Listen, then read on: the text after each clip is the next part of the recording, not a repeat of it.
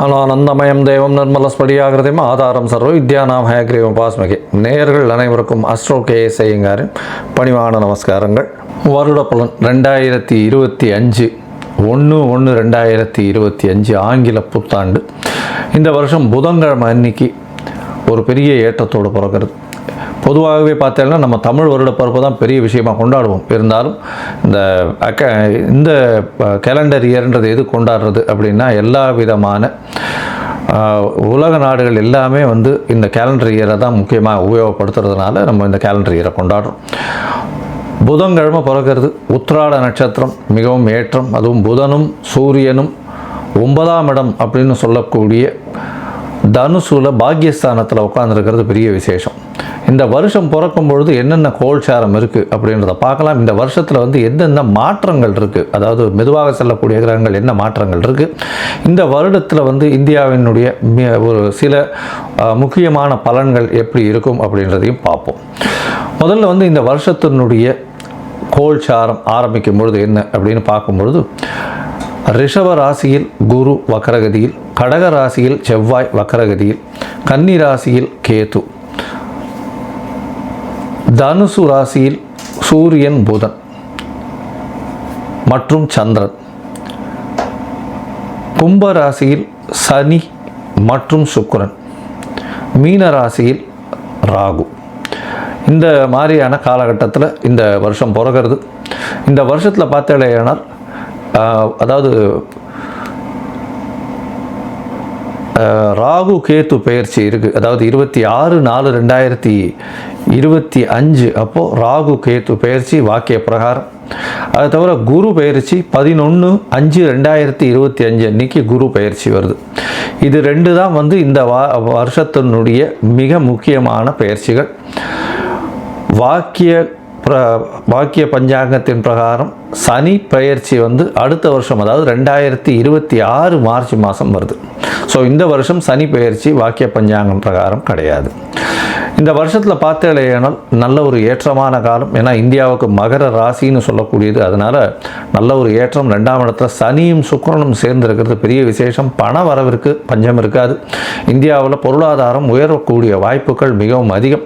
அதை தவிர வெளிநாட்டினுடைய ஃபண்ட்ஸ் எல்லாம் நிறைய வரக்கூடிய வாய்ப்புகள் உண்டு. ஏன்னா 12ஆம் இடத்துல சூரியனும் புதனும் இருக்கிறது ரொம்பவும் ஏற்றம். அதை தவிர ஷேர் மார்க்கெட்லலாம் பெரிய ஏற்றம் கிடைக்கக்கூடிய காலகட்டமாக அமைய போகிறது. இந்த வருஷத்தில் பார்த்தேனால் முயற்சிகள் எல்லாமே வெற்றி பெறக்கூடிய காலகட்டமாகவும் இருக்கும்.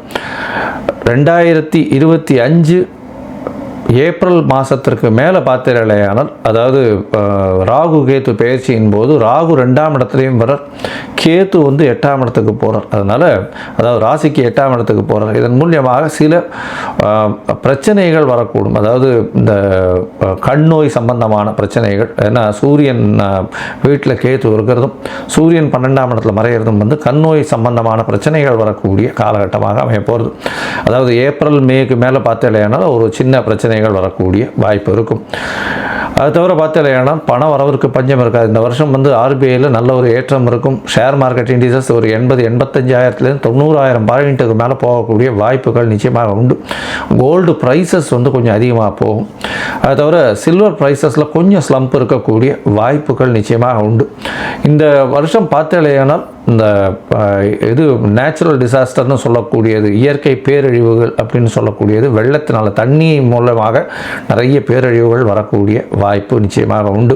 ஏன்னா செவ்வாயும் வக்கரகதி பெற்று நீச்சம் பெற்று இருக்கிறதுனால அந்த மாதிரியான காலகட்டமாக அமைய போகிறது. 4ஆம் இடத்துல சுகங்கள் குறையும். தண்ணியின் நிலத்தில் சுகங்கள் குறையக்கூடிய வாய்ப்புகள் உண்டு. நீரினால் கொஞ்சம் ஆபத்துகள் வரக்கூடிய வாய்ப்புகள் மிகவும் அதிகமாக இருக்குது. லேண்ட்ஸ்லைட்ஸ் வரக்கூடிய, அதுவும் வெஸ்டர்ன் காட்ஸு அந்த சைடில் இந்திய சாத்பூரா ஹில்ஸ் இந்த சைடில் மகாராஷ்டிரா சைடில் இருக்கக்கூடிய வாய்ப்புகள் நிச்சயமாக உண்டு. அது தவிர பார்த்தீங்களேனால் இந்த சட்டங்கள் கொஞ்சம் கடுமையாகக்கூடிய வாய்ப்புகள் உண்டு. அதுவும் இந்த தொழிலாளர்களுடைய சட்டங்கள் கொஞ்சம் ஸ்ட்ராங்காகக்கூடிய வாய்ப்புகள், அதன் மூலியமாக சில போராட்டங்களும் வரக்கூடிய வாய்ப்புகள் நிச்சயமாக இருக்கும். இந்த வருஷத்தில் பெண்களுக்கெல்லாம் நல்ல ஒரு ஏற்றம் இருக்கக்கூடிய காலகட்டம். படிக்கக்கூடிய மாணவ மாணவியர்களெல்லாம் நல்ல ஒரு ஏற்றம் இருக்கக்கூடிய காலகட்டம். தொழிலில் வந்து அபிவிருத்தி ஏற்படக்கூடிய வாய்ப்புகள் நிச்சயமாக இருக்கும். இந்த வருஷத்தில் புதிய புதிய மாற்றங்கள் வரக்கூடிய வாய்ப்புகள் இந்த வருஷத்தில் அமையிறது. அதை தவிர பார்த்தீங்கன்னா இந்த இன்ஃப்ராஸ்ட்ரக்சர்ஸுக்கு வந்து நிறைய இன்வெஸ்ட்மெண்ட் போகக்கூடிய வாய்ப்புகளும் அதன் மூலியமாக பெரிய ஏற்றங்களும் கிடைக்கக்கூடிய வாய்ப்புகள் உண்டு. இந்த தொடர் ஊர்தி பேருந்து, அதாவது ட்ரெயின் ஆக்சிடென்ட்ஸ் 1-2 வரக்கூடிய ஒரு ஸ்பெசிஃபிக்காக வரக்கூடிய வாய்ப்புகள் நிச்சயமாக இருக்கும். அது ரொம்ப ஐடென்டிஃபைடாக தெரியக்கூடிய வாய்ப்புகள் நிச்சயமாக உண்டு. அதுவும் ராகு கேத்து மாறினதுக்கு பிறகு ஒரு சின்ன பிரச்சனைகள் வரக்கூடிய வாய்ப்பு உண்டு. இதை தவிர பார்த்தாலேயானால் இந்த ராஜாக்கள்னு சொல்லக்கூடிய அந்த காலத்தில், இந்த காலத்தில் வந்து முதலமைச்சர்கள், பிரதமர் இந்த மாதிரியான பொசிஷனில், ஹையர் பொசிஷனில் இருக்கிறவங்களுக்கு சில பிரச்சனைகள் வரக்கூடிய, உடல்நல குறைவு வரக்கூடிய வாய்ப்புகள் இந்த வருஷம் நிச்சயமாக இருக்கும். மொத்தத்தில் பார்த்தாலேயானால் இந்த ஸ்போர்ட்ஸ்மேன், விளையாடக்கூடியவர்கள், இவர்களுக்கெல்லாம் விளையாட்டு இந்த மாதிரியான விஷயங்கள் இருக்கிறவர்கள் வந்து இந்தியாவினுடைய பெருமை அதிகமாக தெரியக்கூடிய வாய்ப்புகள் நிச்சயமாக இருக்கும். இந்த வருஷம் பார்த்தாலேயானால் இந்த ராகு கேது பயிற்சியும் குரு பயிற்சி, இந்த 2 பயிற்சிகள் மிகவும் முக்கியமாக இருக்கு. இந்த வருஷத்தில் வந்து இந்த ராகு கேது பயிற்சி, குரு பயிற்சி இந்த மேஷம் முதல் மீனம் வரை உண்டான ராசிக்காரர்களுக்கு என்ன பலன்களை கொடுக்கும் அப்படின்றத ஒன்று பார்க்கலாம்.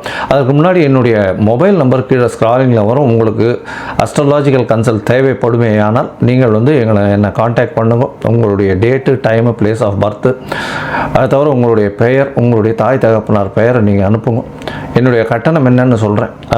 கட்டணத்தை செலுத்திட்டு அதுக்கு உண்டான யூடிஆர் நம்பர் ஷேர் பண்ணேன்னா உங்களுடைய ஜாதகத்தை போட்டு சந்தி இருக்கா அப்படின்றத பார்த்து, அதாவது உங்களுடைய ராசி சந்தி, நட்சத்திர சந்தி, பாத சந்தி, அதை தவிர வந்து லக்ன சந்தி இருக்கா அப்படின்றத பார்த்துட்டு உங்களுக்கு உண்டான என்ன நட்சத்திரம்ன்றதை முதல்ல சொல்லி அதற்கு உண்டான தசாபுக்தி அந்தரம் சூக்ஷ்மம் என்ன நடக்கிறதுன்றதை பார்த்துட்டு இன்றைய கோச்சாரத்தில் எப்படி இருக்குன்றதையும் சொல்லிட்டு அந்த என்ன எளிய பரிகாரம் உங்களுடைய பிரச்சனைக்கு அப்படின்றதையும் சொல்கிறேன்.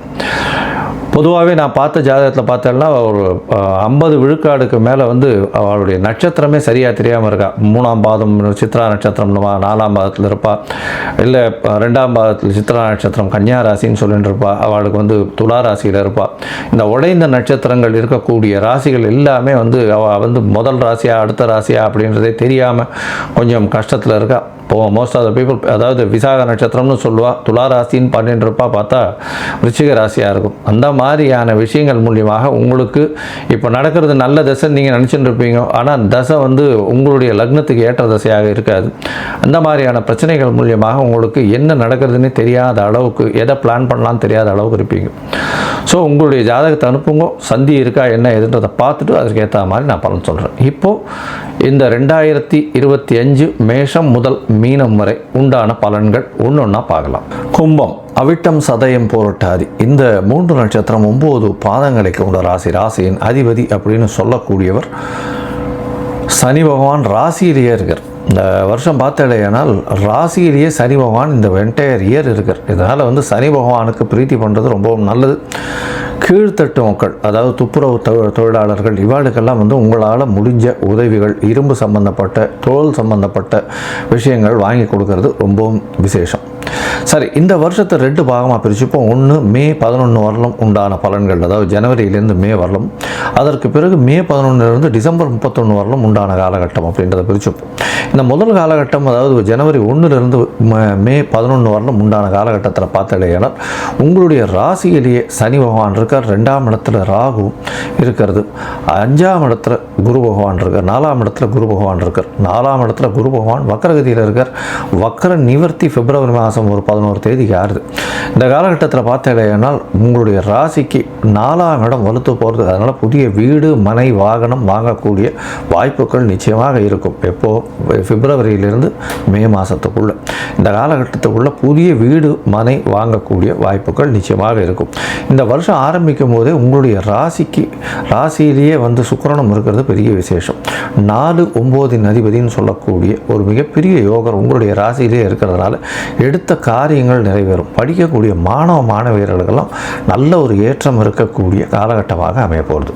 இந்த வருஷத்தில் பார்த்தாலேயானால் உங்களுடைய ராசிக்கு அதாவது 8ஆம் இடம், 10ஆம் இடம், 12ஆம் இடம் இந்த 3 இடத்தையும் வந்து குரு பகவான் மே மாதம் வரலும் பார்க்குறார். இதன் மூலியமாக நல்ல ஒரு ஏற்றம் கிடைக்கக்கூடிய காலகட்டமாக இருக்கும். வெளிநாடு போய் மறைந்த இடத்தில் இருக்கக்கூடிய வாய்ப்பும், மறைந்த இடத்திலிருந்து பணம் வரக்கூடிய வாய்ப்புகளும் இந்த காலகட்டத்தில் உண்டு. தொழிலில் ஏற்றங்களும் நிச்சயமாக இருக்கும்.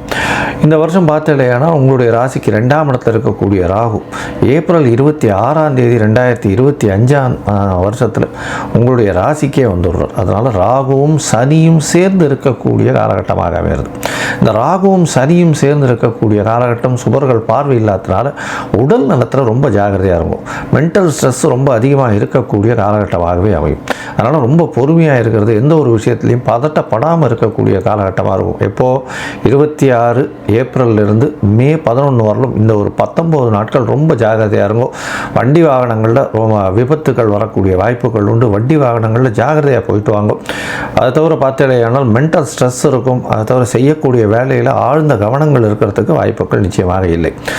இந்த வருஷம் உங்களுடைய ராசிக்கு மே 11ஆம் தேதிக்கு மேலே குரு 5ஆம் இடத்துக்கு போகிறார். 5ஆம் இடத்துக்கு போகக்கூடிய குரு உங்களுடைய பூர்வ புண்ணிய புத்திர ஸ்தானத்திலே போயிருக்கிறதுனால அவரே வந்து புத்திரஸ்தான அதிபதி காரகத்துவர் அப்படின்னு சொல்கிறதுனாலே அந்த இடத்துல 5ஆம் இடத்துல போய் இருக்கிறதுனால குழந்தை பிராப்தி ஏற்படக்கூடிய வாய்ப்புகள் உண்டு. அதாவது இவ்வளோ நாளாக குழந்தை பிராப்தம் இல்லாதவர்களுக்கு திருமணமாகி ரொம்ப வருஷமாகி குழந்தை பிராப்தம் இல்லை அப்படின்ற வாழ்க்கை குழந்தை பிராப்தி ஏற்படக்கூடிய வாய்ப்புகள் நிச்சயமாக உண்டு. 5ஆம் இடத்தில் இருக்கக்கூடிய குரு நிச்சயமாக உங்களுக்கு குழந்தை பாக்கியத்தை கொடுப்பார். உங்களுடைய ராசிக்கு 5ஆம் இடத்தில் இருக்கக்கூடிய குரு உங்களுடைய ராசிக்கு 9ஆம் இடத்தை பார்க்குறார். அதை தவிர உங்களுடைய ராசியே பார்க்குறார். அதனால் உடல் நிலையில் நல்ல ஒரு ஏற்றம் இருக்கும். மென்டல் ஸ்ட்ரெஸ் எல்லாம் தீர்ந்து ஓரளவு நல்ல ஏற்றம் இருக்கக்கூடிய காலகட்டம். மே 11லேருந்து நல்ல ஒரு விஷயங்கள், நல்ல ஒரு மாற்றங்கள் உங்களுக்கு நிச்சயமாகவே வரும். தீர்க்கமான சிந்தனை வரும், அபரிமிதமான யோசனைகள் வரும். அதன் மூலியமாக வெற்றி வாகை சூடக்கூடிய வாய்ப்புகள் நிச்சயமாக உண்டு. 7ஆம் இடத்தில் கேது, தனித்த கேதுவாக இருக்கார். அதனால் எதிர்பாலினத்தவரை நம்ப வேண்டாம், ஜாகிரதையாக இருக்கிறது நல்லது. பார்ட்னர்ஷிப் பிஸ்னஸில் ரொம்பவும் கண்ணும் கருத்துமாக இருக்கிறது நல்லது. கவனம் சிதறினால் நிச்சயமாக ஏமாற்றத்தை சந்திக்கக்கூடிய வாய்ப்புகள் உண்டு. பார்ட்னரினுடைய கை ஓங்கக்கூடிய வாய்ப்புகள் இருக்குது. ஏன்னா கேது 7ஆம் இடத்துல இருக்கிறதுனால இருந்தாலும் உங்களுக்கும் பார்ட்னருக்கும் சிறு பிரச்சனைகள் வரும். ஏன்னா உங்களுடைய ராசிநாதனை ராசியில் ஆட்சி பெற்று போயிருக்கிறதுனால கண்டிப்பாக பிரச்சனை வரக்கூடிய வாய்ப்பு உண்டு. ராசியிலேயே இருக்கக்கூடிய ராகு பகவான் உங்களுடைய ராசிக்கு 3ஆம் இடத்தையும் 11ஆம் இடத்தையும் பார்க்குறார். இதன் மூலியமாக பார்த்தாலேயானால் இளைய சகோதரர்களோடு சிறு பிரச்சனைகள் வரும். இருந்தாலும் முயற்சிகள் எல்லாமே வெற்றி பெறக்கூடிய வாய்ப்புகள் நிச்சயமாக இருக்கும். அது தவிர கதை எழுதுறது, கவிதை எழுதுறது இதிலெல்லாம் நல்ல ஒரு ஈடுபாடுகள் இருக்கக்கூடியவர்களுக்கு பெரிய ஏற்றம் கிடைக்கும். அரசியல் தலைவர்களுக்கு பெரிய மாற்றங்கள் வரக்கூடிய வாய்ப்புகள் நிச்சயமாக இருக்கும். ராசிக்கு 11ஆம் இடத்தை ராகு பார்க்கறதுனால, அதுவும் குருவின் வீட்டையும் பார்க்கறதுனால, குருவும் தன்னுடைய வீட்டை பார்க்கறதுனால கண்டிப்பாக ஒரு வியாபாரத்தில் பெரிய லாபம் வரக்கூடிய வாய்ப்புகள் நிச்சயமாக இருக்குது. உங்களுடைய ராசிக்கு 7ஆம் இடத்தில் இருக்கக்கூடிய கேது உங்களுடைய ராசிக்கு 5ஆம் இடத்தையும் 7ஆம் இடத்தையும் பார்க்குறார். அதாவது 5ஆம் இடத்தையும் 9ஆம் இடத்தையும் பார்க்குறார். இதன் மூலியமாக பார்த்தோம்னா தந்தையின் உடல்நிலையில் சற்று பின்னடைவு இருக்கும். கணவன் மனைவிக்குள்ள பேச்சுவார்த்தைகளில் பிரச்சனைகள் வரக்கூடிய வாய்ப்புகள் உண்டு. அது தவிர பார்ட்னர்ஷிப்பில் சிறு பிரச்சனைகள் வரக்கூடிய வாய்ப்புகள் நிச்சயமாக இருக்கும். தந்தையின் உடல்நிலையில் பிரச்சனை வந்தாலும் அது குரு பார்வையினால் அது நல்லபடியாக இருக்கக்கூடிய காலகட்டமாக அமையும்.